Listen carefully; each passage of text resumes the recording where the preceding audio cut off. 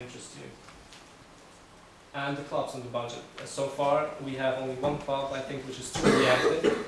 That is the charity club, which has incredible work. Simply, I mean, seriously, I don't think that we've ever had a club which has done that much. And it might very well be that because of that charity club, that image of us being the cool guys or the snobs has kind of changed a little bit, at least in some part of the population here in Kosovo.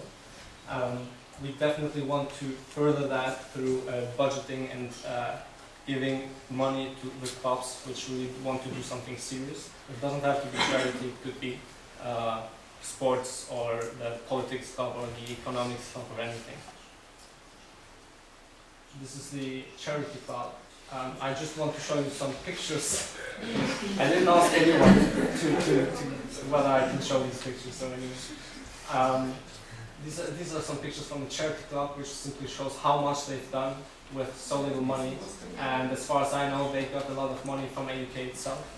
So I believe that if the student government steps in there, it should definitely be possible to organize even more money, either from AUK or the student government or other organizations. So just whoever is in the group who's in here, keep the good work up. The next point is a very precarious one. I believe that many of you are freshmen and might not know about this, but everyone else knows about this. There has been in the past sexual harassment, and throughout the year, female students have actually, I don't know why they come to me actually, that have come to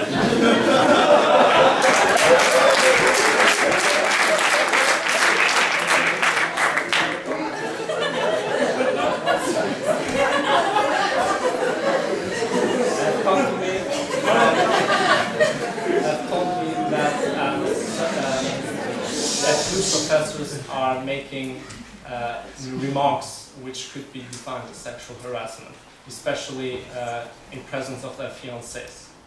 So I think this is not right. I don't want to specify any names, and because I'm not in student government or anywhere, I did not believe that I was the one to step in.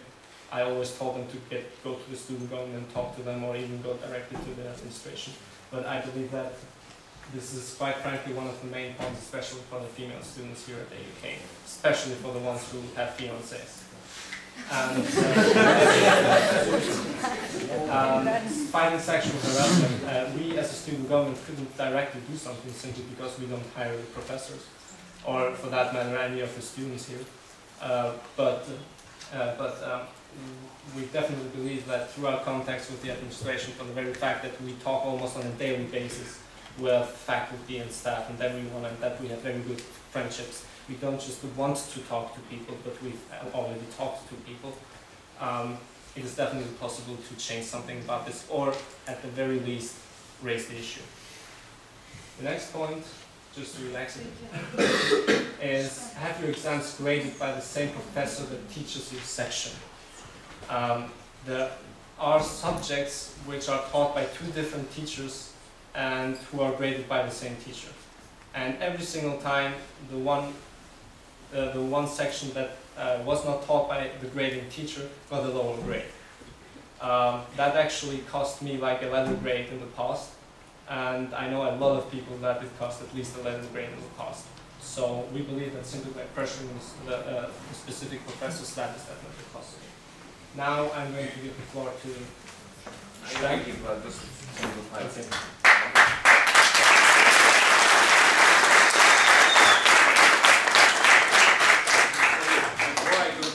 Let me tell you that everything that's on these slides have been planned by Taulant, myself, and our team starting 3 months ago. We have gathered together when our winter break basically started, and we have started planning on this. So if there is a promise in here, we've already done something about it. The little big things. Okay, you can show the first, the biggest of the smallest things, which is the lockers. As the previous teams explained, lockers have been the main promise of every student government candidates in the past, but nonetheless it never happened. The reason why it didn't happen is because AUK does not have the necessary funding in order to support such a project. I was in the student government 2 years ago when Nicola was a president. The freshmen might not know this, but the other generations do. And actually I was in charge of this project. And we had 4 different offers. All technicalities were basically ready. And when we went to the AUK administration, they simply said, we don't have the money to do it. So, if you can forward the picture, please. This is what we're going to do. We already have a plan about this. These are the lockers that are already in the basement. As you can see, there are 20 of them. So what we're going to do, starting the first week next term, is first we're going to create a survey, and we're going to see how many people are interested in having their books stored in a locker. Based on that, we're going to take these lockers and we're going to buy additional lockers with the student government money, not with the AUK money, because AUK cannot afford anything because they have financial constraints and they're at the deficit this year. So we're going to take these lockers, we're going to buy, let's say we're going to make 100 of them, and we're going to charge a small fee for each locker. The reason for that is because we want to buy lockers with the existing fee. So each month, students are going to pay a small fee, and with that fee, we're going to buy additional lockers. And considering that most of you will share lockers, the number will not be 100, for example, it will be even more than that. So this is our plan about it. We're not just promising it, we're actually telling you how we're going to do it. And this is doable. I have a lot of experience in student government, and I know how AUK works, and I guarantee you that this will be done.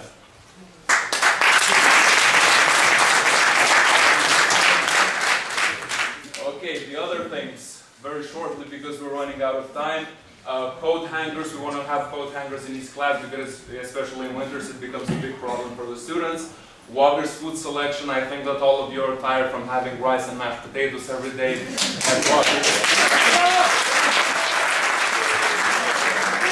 What we're going to do is, we're going to create an online poll where you can propose and you can vote for the food that you want for the upcoming week.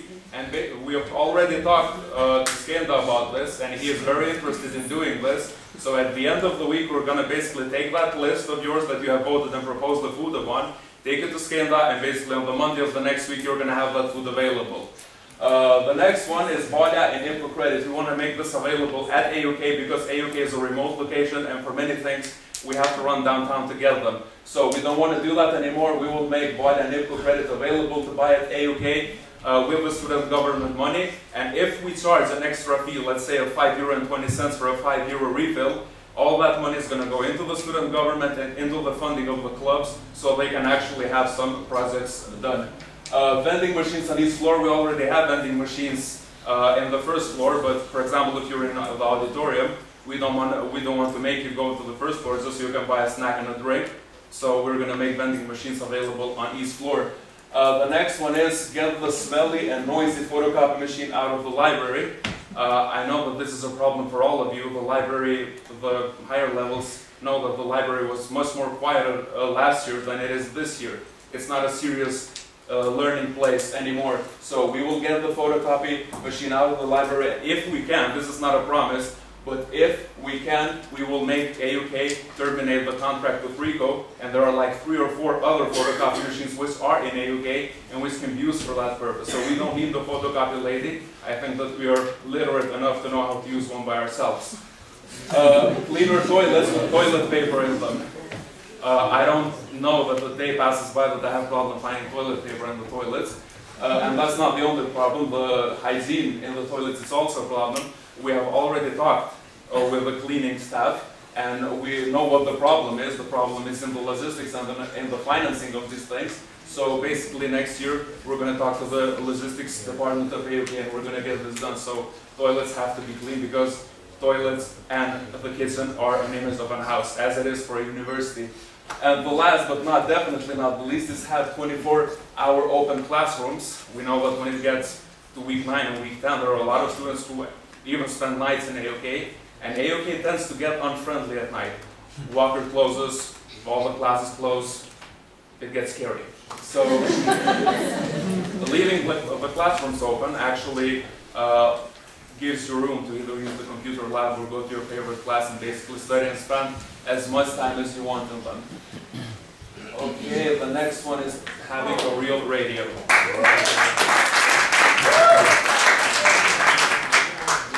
We have a radio which is an online radio and was made as a senior project last year. We have contacted the people who have done this, and it is possible, and we will do it, to make AUK radio an FM radio, real radio, that to you can listen anywhere in Kosovo. And this radio will contain programs, will contain announcements, will contain music, anything. And actually, besides this, it will also give you more co-op chances for people who have graphic and design communication as their major to do a co-op actually here. More diverse forum speakers. This is basically the part that goes under the food. Where when you vote online, you can also vote for the speakers that you want to have each week. We're basically going to take that list and contact the person and get them here. That's not hard to do. Parking, one way in and one way out. The solution that we have for the parking is that we want to join the parking. We don't want a faculty and administration parking and a student parking. If a student gets a ticket, a professor should also be able to get a ticket. That's equal. That's what I call equality.